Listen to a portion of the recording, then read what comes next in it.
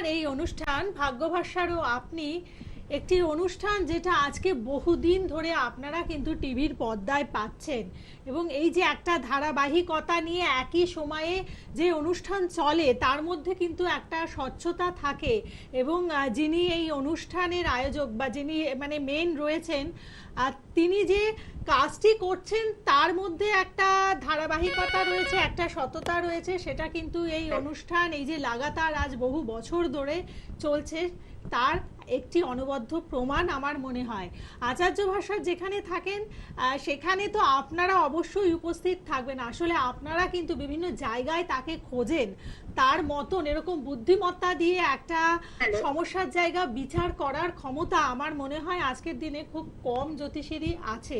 যদিও আমার এই সমস্ত কথাগুলো তিনি একেবারেই পছন্দ করেন না, তবু আমার কিন্তু এটা আপনাদেরকে মানে আঙুল দিয়ে দেখিয়ে দেওয়ার প্রয়োজন আছে কেন আচার্য ভাষাকে আপনারা খোঁজেন। অতএব তিনি যখন উপস্থিত থাকেন অবশ্যই ফোন থাকবে, বুঝতেই পারলেন যেমন ফোন ইতিমধ্যে চলে এসেছে। আচার্য ভাষাকে আজকের অনুষ্ঠানে প্রথমে স্বাগত জানাই। নমস্কার। নমস্কার। আপনারা কি এই কথাগুলো কি আপনারা কি মানে উপভোগ করলেন? আমার তো বোর লাগছিল, কারণ এই কথাগুলোর দাবিদার আমি মোটেও নই। আচ্ছা, আর এত বাড়ি বলার কোনো মানে হয় না। ফোনে তো একজন এসেছেন, দিদি, আমি একটু দিদিকে জিজ্ঞাসা করি, দিদি আমার কথাগুলো শুনেছেন নাকি, দিদি কি বলেন? আমি মন দিয়ে শুনেছি আর আমি সত্যি মানে ওনাকে ভীষণভাবে ওনার প্রোগ্রামের জন্য আমি অপেক্ষা করেই বসে থাকি।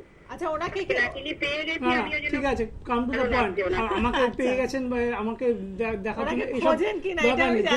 যে কাজটার জন্য এসেছি সেটা করে চলে যাব। বলুন। আচ্ছা আচ্ছা, আমি রানাঘাট থেকে আমার একটু ভাইপোর জন্য একটু ডেট অফ বার্থ বলুন। ডেট অফ বার্থ হচ্ছে 7 আগস্ট 1997। 1997। টাইম? রানাঘাটেই জন্ম। ওর হচ্ছে সকাল একদম ভোরবেলা 4:02। 4:02। হ্যাঁ। আর জন্মস্থান রানাঘাট। রানাঘাট। আচ্ছা। জন্মবার বৃহস্পতিবার ছিল তো? সিংহ রাশি, কর্কট লগ্ন। হ্যাঁ। সবটা অত্যন্ত খারাপ হয়ে আছে। 6th হাউস প্রচন্ড ডিস্টার্ব। 6ষ্ঠ স্থান নেশা আসক্ত, মদ বা একদম খুব খারাপ। নেশা আসক্ত কি নেশাই সবকিছু। মানে কাজকর্ম যা করতে আগে সেসব ছেড়ে দিয়েছে। না, সব ছেড়ে দিয়েছে। ভালো ভালো কাজই করতে সব ছেড়ে এখন নেশাই সবকিছু। খাওয়া দাওয়া সারাক্ষণ নেশা, রাস্তায় পড়ে থাকে বোধহয়, এরকমও হয় না? রাস্তায় পড়ে থাকে। রাহুটাও ডিস্টার্ব রয়েছে। পুলিশি ঝামেলা জড়াবে। পুলিশি ঝামেলায় পুলিশে ঝামেলায় তো জড়ায়, ছাড়িয়ে আনা হয়, আবার জড়ায়। পুলিশ নিয়েই আছে, তুলে নিয়ে যায়, জড়িয়ে আছে পুলিশি ঝামেলা। ওর বাড়িতে কার সাথে সব থেকে বেশি ভাব বলুন তো? বাড়িতে কার সাথে ভাব বলতে ওর কাকার সাথে ছিল। আমি আপনাকে 3টে লেটার বলছি, অক্ষর বলছি, আপনি দেখুন তার মধ্যে কাকার নামটা আছে কিনা, বলে দিই। সেটা হচ্ছে P for Patna, T for Tata, আর এস ফর সুইজারল্যান্ড, PTS। বলে দিয়েছেন, আছে ওই নামটা আছে তো? দেখুন দর্শক বন্ধুদের আমি বলতে চাই যে আমি কেন এই কথাটা বলছি। আমি আগে প্রোগ্রামে বলেছি যে এই নামের অক্ষরটা দিয়ে আমি চেক করি যে সেই কাজটা সে করেছে কিনা বা সেটা কীভাবে করা হয়েছে। কারণ নামের অক্ষরের সাথে তন্ত্রের ভাইব্রেশন একটা ভীষণভাবে ম্যাচ করে, ঠিক আছে? এইটা PTS যেটা আমি ওনাকে বললাম, উনি বললেন মিলেছে। এটা যদি না মিলতে নাই পারে, না মিলতো তাহলে আমাকে বুঝতে হতো যে জিনিসটা অন্য কোনোভাবে এসছে, সেটা কারণটা তখন আমি ওইভাবে খুঁজতাম। তো অক্ষর ম্যাচিংটা এটা কিন্তু খুব ইম্পর্টেন্ট। যাই হোক, আমি একটা কথা বলি যে একটা এই নেশার ব্যাপারটা যেটা আমি দেখতে পাচ্ছি তাতে কিন্তু এটার পিছনে কিন্তু কাকার হাত রয়েছে এবং এটা কিন্তু পুরোপুরি মানে আদিবাসী যে তন্ত্রক্রিয়া আর কি, সেই আদিবাসী তন্ত্রক্রিয়ার মাধ্যমে কিন্তু এই নেশা আসক্তিতে ধরা হচ্ছে। কারণ হচ্ছে নেশাতে মানে তন্ত্রের দ্বারা নেশাতে একদম বশীভূত করার যে চেষ্টা, সেটা যে তন্ত্রে করা হয় সেটা হচ্ছে কিন্তু আদিবাসী তন্ত্র ক্রিয়া দ্বারা, ঠিক আছে? সেটা মুসলিম, সুলেমানি বা সনাতন তন্ত্র এগুলোর মধ্যে দিয়ে হয় না, সেটা পুরোটাই কিন্তু আদিবাসী তন্ত্র। ওকে রিহ্যাবে নিয়ে গেছিলেন? কোনো কাজ হয়েছে?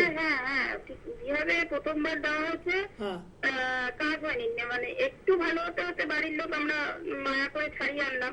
তারপরে যে দেওয়া হলো রিহ্যাব থেকেও আর ওরা দায়িত্ব নিতে চাইছে না। নেবে না তো, কারণ এ তো আউট অফ কন্ট্রোল, মানে হাতের বাইরে চলে গেছে। হাতের বাইরে। রিহাব দেওয়াতে কোনো লাভ হয়নি। আচ্ছা, কাকার সাথে ওর কাকার সাথে আপনাদের কোনো বিবাদ বা কোনো ঝামেলা কিছু? হ্যাঁ, সে তো আছে, বিবাদ আছে বলতে আমাদের একটা পারিবারিক বিবাদ অনেক দিনের। কি আছে? সেটা হচ্ছে গিয়ে মানে আমাদের জমি সংক্রান্ত, আমাদের জমি দখল করে মানে ইয়ে করে নিয়েছে, বাড়ি উঠিয়ে। আমি এটা জানতে চেয়েছিলাম যে কিছু তো একটা মোটিভ থাকবে, কেন খারাপটা করবে? মানে এই ক্ষতিটা যে করেছে সেটা ওর কাকা মানে জেনে শুনেই করেছে এবং ইচ্ছাকৃতভাবে করেছে, এবং তার কারণটা আপনার কাছ থেকে যে শুনলাম সেটাই, যে বিবাদটার জন্যই এই জিনিসটা হয়েছে।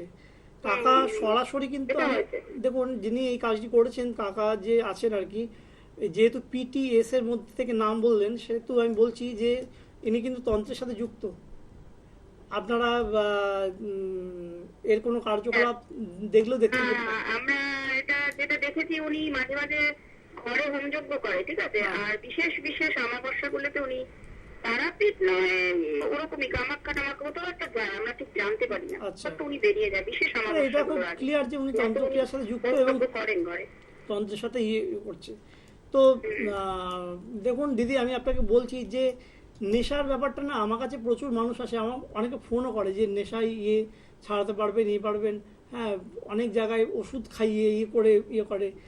তো কিন্তু আমি বলছি আপনাকে যে নেশা যেটা মানে ধরেছে করেছে, সেটার মানে প্রপার প্রতিকার কিন্তু আছে আমাদের জ্যোতিষের বিধানে। সেটাকে ঠিকমতোভাবে প্রয়োগ করে সেটা কিন্তু মানে এই যে আদিবাসী তন্ত্র করে যে নেশাটা ধরানো হয়েছে, এটাকে যদি মানে ঠিক করে যদি কাটানো হয়, অবশ্যই ছেলে ভালো হবে। ঠিক আছে? তো ভাইপো শুরুটা তো খারাপ ছিল না, ওই জন্য আমাদের সকলের খারাপ ছিল না, তো তাকে নেশা ধরিয়ে, তাকে তন্ত্রের মাধ্যমে নেশা ধরিয়ে তাকে খারাপ করে দেওয়া হয়েছে। তো এটা কিভাবে ঠিক হবে না হবে, আপনি ফোনটা রেখে দিন, আমি এটা নিয়ে একটু আলোচনা করি। দেখুন, আমার নিজেরই মনে হয়, আগে মনে করতাম যে আচ্ছা মদ বা নেশা, এটা কি সত্যি ছাড়ানো যায় এই মানে কোনো ওষুধ না খাইয়ে, কোনো খাইয়ে? তো আমি একটা জিনিস দেখেছি যে ছকে শুক্র আর কেতু এই দুটো গ্রহ কিন্তু নেশা বা আসক্তি, অ্যাডিকশন, এগুলোর জন্য মেন দায়ী। তো যদি ছকে আমরা দেখতে পাই যে শুক্র কেতুর একটা খারাপ দশা অন্তর্দশা চলছে, বা শুক্র কেতুর মধ্যে একটা অশুভ আঁতাত বা যোগাযোগ মানে কানেকশন রয়েছে, তো সেক্ষেত্রে নর্মাল শুক্র কেতুর প্রতিকার করে কিন্তু সেই জায়গাটাকে ঠিক করে দেওয়া যায়। কি নইলে যদি দেখা যায় যে এসব কিছু নেই, ঠিক রয়েছে, অথচ নেশা ছাড়ছে না, তাহলেও কিন্তু ওষুধ খাওয়ানো বা কোনো কিছু খাওয়ানোর দরকার লাগে না। ঠিক আছে?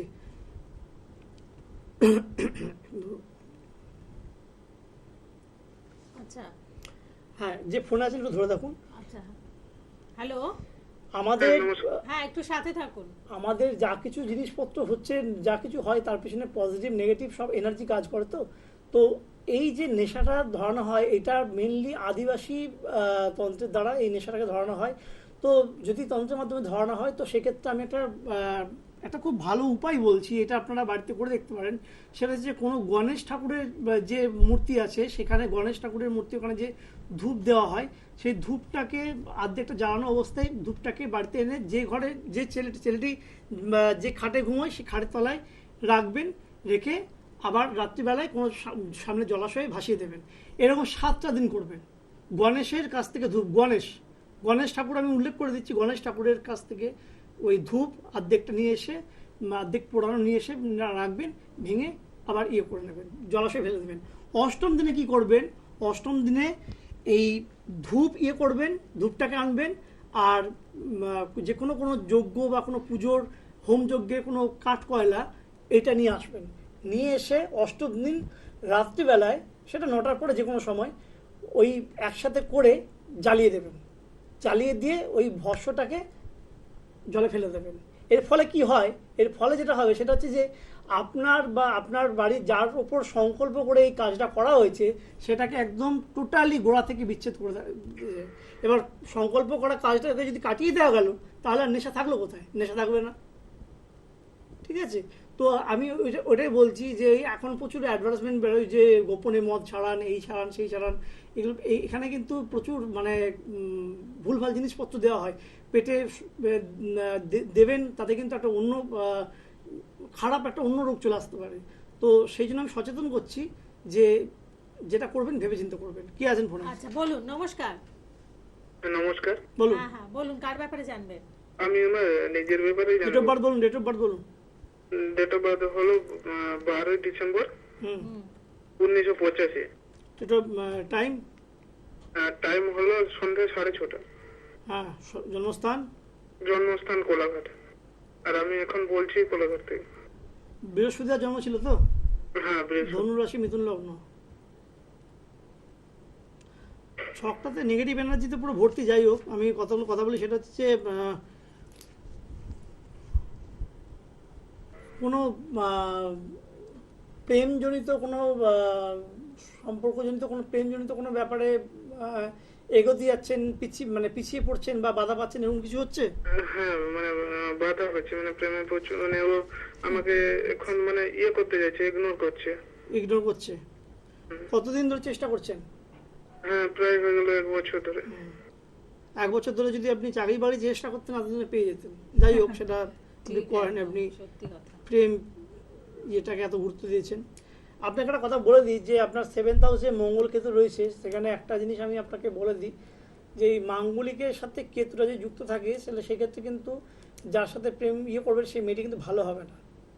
মেয়েটা ভালো নয় কিন্তু, মানেন? যাই হোক, বলছি যে একটু মানে যদি বশীকরণ এমনি কিছু যদি আমি বশীকরণ করি না। তাকেই চাইছি। বশীকরণ করি না। দর্শক বন্ধুরা, আপনারা সবাই শুনে রাখুন, আমি বশীকরণ করি না। বশীকরণের কাজ আমি করি না, ঠিক আছে? বশীকরণের কাজে আর জন্য আমার ফোন করবেন না। আমি আপনাকে কতগুলো কথা বলি। সেটা হচ্ছে যে মেয়েটি কিন্তু একাধিক সম্পর্ক রয়েছে।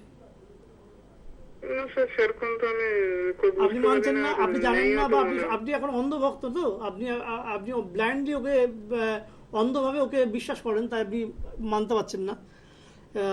কিন্তু আমাকে একটা জিনিস সারপ্রাইজ করছে, আমাকে একটা জিনিস বিস্মিত করছে যে আপনার ছকটা বলছে যে আপনি বিবাহিত। আপনার বিয়ে হয়েছে তো? হ্যাঁ স্যার, বিয়ে হয়েছিল, কিন্তু আমার মানে স্ত্রীর সাথে আমার এখন কোনো মানে তেমন সম্পর্ক নেই। তার মানে আপনি কেমন লোক বুঝতে পারছেন? মানে বিয়ে করে বউকেও ভাগিয়ে দিয়েছেন, আবার অন্য মেয়ের দিকেও ঝুঁকছেন। হ্যাঁ, তাহলে এগুলো কি? এগুলো সমস্যা? এগুলো কি সমস্যা? এটা কি কিছু করা যাবে, মানে যাতে? আমার কাছে যদি আসেন না, আমি আরো ধ্বংস করে দেবো। ভুলেও আমার অ্যাড্রেসের দিকে আসবেন না, আমার বাড়ির 30 মাইলের মধ্যে আসবেন না। আমার কাছে যদি আসেন না, তাহলে আমি আপনার এই জায়গাটাকে একদম ধ্বংস করে দেবো। প্রেমের একদম মানে 12টা বেজে যাবে। এই যে আপনার এই বয়সে যে এই যে প্রেম জেগেছে না, প্রেম একদম জানলা দিয়ে পালিয়ে যাবে। আসলে আর্থিক অবস্থা ভালো, টাকা পয়সা জুটে যাচ্ছে, খাওয়া দাওয়া জুটে যাচ্ছে, বউকে বাগিয়ে দিয়েছেন, তাই জীবনটা খুব ইজি হয়ে গেছে আপনার কাছে। অন্য কোথাও ট্রাই করবেন, আমার কাছে আসবেন না। আপনি এই অনুষ্ঠান ফলো করেন? আর দরকার নেই। এই জায়গাগুলোকে একদম সব সময় কিন্তু বলবো যে ইগনোর করা হয়। আপনাদের বারে বারে বলা হয় যে এরকম অনৈতিক কিছু দাবি নিয়ে অনুষ্ঠানে ফোন করবেন না। অ্যাকচুয়ালি এসব ফোনগুলো আসা মানে অনেকটা সময় নষ্ট হয়, আর কিছু না। আর দর্শক বন্ধু, আমি বলি যে প্রকৃত সমস্যা থাকলে বা থাকলে তবেই যোগাযোগ করুন। শুধুমুধু মানে ওই জুটক বিচার বা এসবের জন্য হবেন না। যে প্রবলেম যেটা সারছে না, হচ্ছে না, আমি ফোনে শুনবো আপনার প্রবলেমটা। শুনে আমি যদি মনে হয় আমি আপনাকে আসতে বলবো, আপনি আসবেন। আর আমি যদি মনে হয় যে এটা আমার না, কারণ দেখুন দর্শক বন্ধু, আমি আবার স্বীকার করছি যে আমার কাছে অনেক মানুষ আসে, প্রতিকার করে, কিন্তু তার মধ্যে কিছু কিছু মানুষের কিন্তু আমি প্রতিকারে কিন্তু সফল হই না। কারণ আমি ভগবান নই, আমি মানুষ। হতেই পারে, কিন্তু সেটা যদি কোনো গরিবের মানুষের যদি অর্থ দিয়ে যদি করা হয়, আমি কিন্তু বিশ্বাস করুন, আমি সত্যিকারের কথা বলছি। সেটা হচ্ছে যে যদি গরিব মানুষের অর্থ ধার দেনা করে করে কাজ করে, আমি তার টাকাটাই কিন্তু যে কোনো প্রকারে হোক আমি তাকে ফিরিয়ে দেওয়ার ব্যবস্থা করি। হ্যাঁ, ধরে থাকুন যে আছেন। আমি এটা কিন্তু আমি পরিষ্কার বলছি, আমি কিন্তু বলবো না যে আমি সবার প্রতিকার করে দিই, আমি দারুণ যে জ্যোতিষী, তা নয়। আমি 100টার মধ্যে হয়তো 85-90টা হয়তো পারলাম, 10 জনকে কিন্তু পারলাম না। কিন্তু সেই 10 জনকে 10 জনের কোনো দীর্ঘশ্বাস আমার উপর পড়ুক যে এই লোকটার কাছে গেছিলাম, এই আমাকে ঠকিয়ে দিয়েছে, চিটিংবাজি করেছে, আমার টাকা মেরে দিয়েছে, আমি এই অভিশাপ নিয়ে বেঁচে থাকতে চাই না। এটা আমি ক্লিয়ার করে দিতে চাই।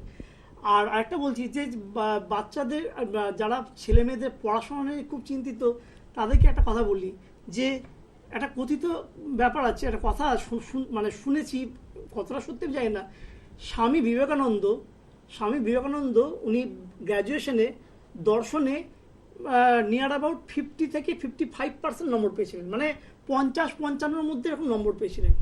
ভেবে দেখুন, স্বামী বিবেকানন্দ গ্র্যাজুয়েশনে 50 থেকে 55 মধ্যে নম্বর পেয়েছিলেন। সেই মানুষটা শিকাগোতে গিয়ে গোটা হিন্দু ধর্মকে গোটা বিশ্বের কাছে বড় করা এবং গোটা বিশ্বকে ওই দর্শন সাবজেক্টটা মানে ফিলোসফি শিখিয়েছিলেন। তো আপনার ছেলেকে ভালো হতে হবে তার মানে এই নয় যে আপনার ছেলেকে অঙ্কে 100তে 100 পেতেই হবে। এইগুলো ছাড়ুন, একটু তাকে নিঃশ্বাস নিতে দিন, একটু তাকে নিজের মতো বাঁচতে দিন, যেটুকু দরকার সেটুকু আমরা তো আছি, জ্যোতিষীরা আছি, কিন্তু তাকে তার জীবনটাকে বাঁচতে দিন। আপনারা যদি তার উপর যদি আপনাদের নিজেদের আশা প্রত্যাশাগুলো যদি চাপিয়ে দেন তাহলে তো মানে ডিজাস্টার হয়ে যাবে। সে ছেলেই বুঝতে পারবে না যে আমি কি করব। এই করে অনেক ছেলে ভবিষ্যৎ নষ্ট হয়ে যেতে দেখেছি। ঠিক আছে, এগুলো জ্যোতিষের বাইরের কথা তো বলে রাখলাম। এবং মানসিক রোগের জায়গাটা অনেক বেড়ে যাচ্ছে। হ্যাঁ, অনেক। কে আছেন? নমস্কার, বলুন কার ব্যাপারে? নমস্কার। আমি বসিরহাট থেকে বলছি। আমার তো স্বামীর ব্যাপারে। ডেট অফ বার্থ বলুন। Date of birth? আমার ডেট অফ বার্থ হচ্ছে 1/5/1990। 1/5/1990। টাইম? হ্যাঁ, টাইম হচ্ছে গিয়ে আপনার বিকেল বেলা ওই 5:20 5:20। জন্মস্থান? বসিরহাটেই জন্ম। বসিরহাটে জন্ম। হ্যাঁ। জন্মবারটা মঙ্গলবার ছিল তো? হ্যাঁ, মঙ্গলবার ছিল। কর্কট রাশি, তুলা লগ্ন। 1 সেকেন্ড ধরুন।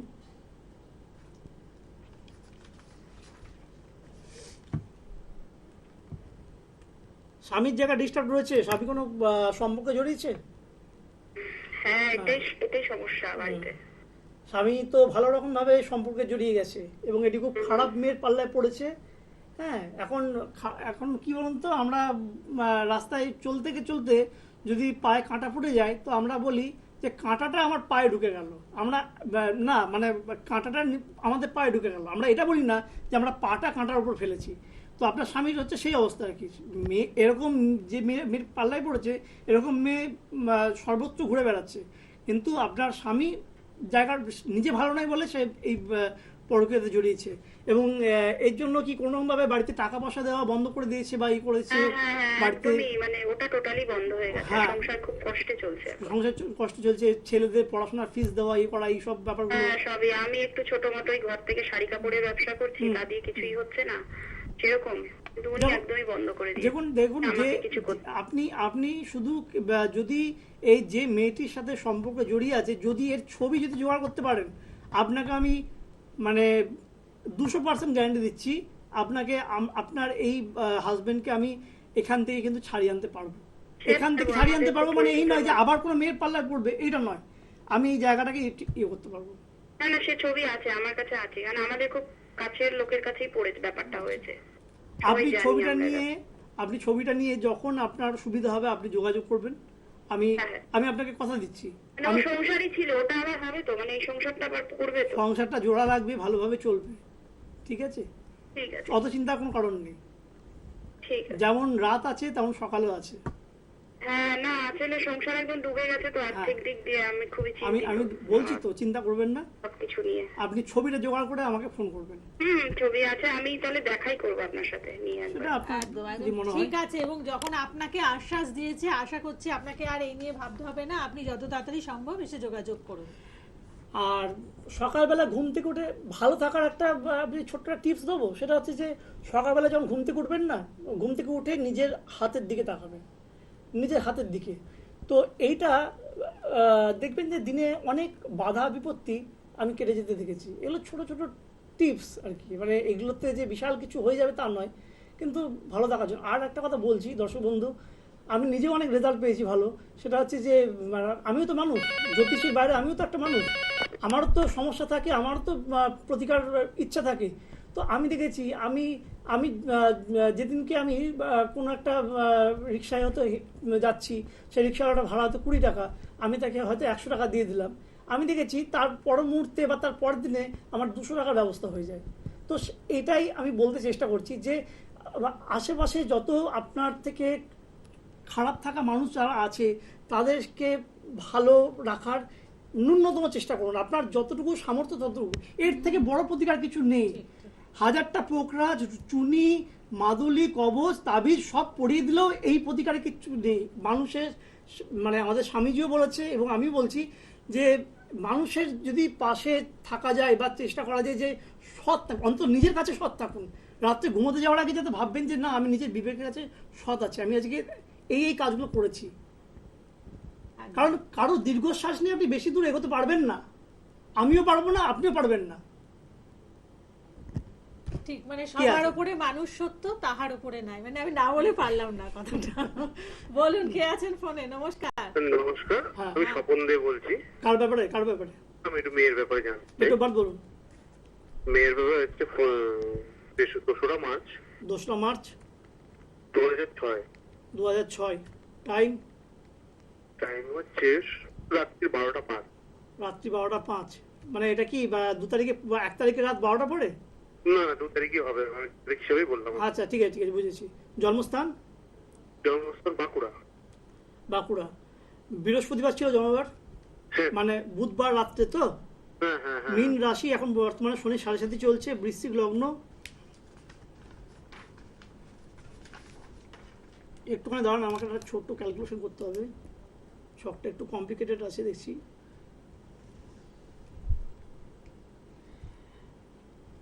এই মেয়ে কি এখন বাড়িতে আছে না বাড়িতে নেই? না স্যার, বাড়িতে থাকে না।